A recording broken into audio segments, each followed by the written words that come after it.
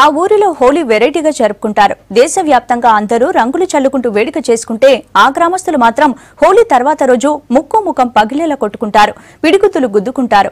నిజామాబాద్ జిల్లాలో సంప్రదాయ హోలీపై special story.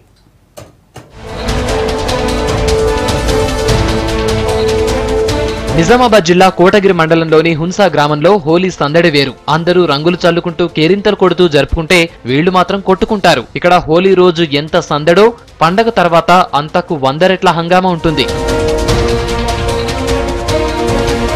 Punch festival కు అన్ని ఏర్పాట్లు చేశారు గ్రామస్తులు. గ్రామ పంచాయతీ ముందు అటు ఇటు 2 స్తంభాలకు పెద్ద తాడు కడతారు. కుల మతాలకు అతీతంగా గ్రామస్తులంతా 2 వర్గాలుగా విడిపోయి చెరోవైపు నిలబడతారు. గ్రామ పెద్ద గట్టిగా ఈలవేస్తాడు. ఆ తర్వాతే మొదలవుతుంది ఈ పిడిగుద్దులాట. యువకులు ముసలివాళ్లు తేడా లేదు, అంతా తమ పంచులో పవర్ చూపిస్తారు.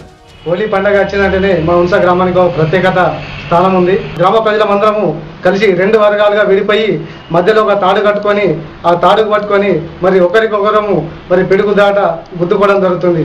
ఇది దాదాపు మాకు 100 సంవత్సరాల నుంచి ఈ ఆట మేము కొనసాగిస్తున్నాము. ఈ కామదహనము ఏదైతే మనము చేస్తామో చేసిన తర్వాత మనలోని క్రోధము కోపము అన్నీ దహించి వేసి అందరము ఒక శాంతి భావంతో మనం అందరము హున్సా గ్రామ ప్రజలందరము అన్ని కులాల వారు కలిసి ఒక తాడును కట్టి ఇరువైపులా అన్ని కులాలు సమానంగా ఇరువైపులా చేరి ఈ గుద్దులాట పిడిని జరుపుకోవడం జరుగుతుంది.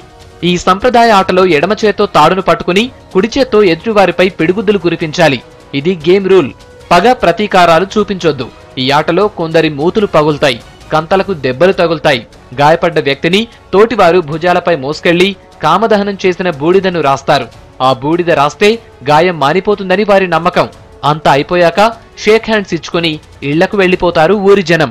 ఈ గుద్దులాట పిడి అనేది పూర్వం నుంచి కూడా వస్తూ ఉన్నది. అప్పుడు పూర్వకాలంలో క్షత్రియులు బ్రాహ్మణులు ఇలా అగ్ర కులాల వాళ్ళు ఉండే, వాళ్ళకన్నా కింది కులాల వాళ్ళు మనతోని సమానంగా ఉండాలా, మనతోని కలిసి ఉండాలా అన్న ఉద్దేశంతో పూర్వం కూడా అందరూ కలిసి కొంతసేపు ఈ గుద్దులాట పిడిని జరుపుకోవడం జరిగింది. ఈ గుద్దులాట పిడి ఆడడం వల్ల మన ఊర్లో ఎలాంటి గొడవలు గాని ఎలాంటి ఘర్షణలు గాని చోటు చేసుకున్నావు. 100 ఏళ్లుగా హోలీ తర్వాతి రోజు ఈ సంప్రదాయ క్రీడ నిర్వహిస్తున్నారు గ్రామస్తులు.